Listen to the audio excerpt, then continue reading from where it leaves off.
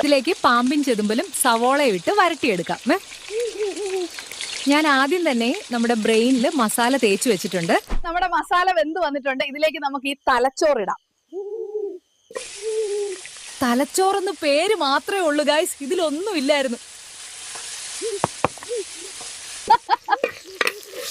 അങ്ങനെ അരമണിക്കൂർ കുതിർത്തി വെച്ച വടയക്ഷി സ്പെഷ്യൽ ബ്രാൻഡ് ബസ്മതി അരി ഒന്ന് വേവിച്ചെടുത്താൽ ബിരിയാണി റെഡി. ഈ അരി എന്റെ സ്വന്തം വടച്ചേച്ചിയുടെയാണ്. സോ നിങ്ങൾ ലൈക്ക്, കമന്റ് ആൻഡ് സബ്സ്ക്രൈബ് ചെയ്തില്ലെങ്കിൽ പെണ്ണുമ്പിള്ള എനിക്ക് ഇതിന്റെ കൂലി തരില്ല. അതുകൊണ്ട് ഒന്നും മിനിച്ചേക്കണേ. അപ്പൊ ഇന്നേക്കൊരു പുടി.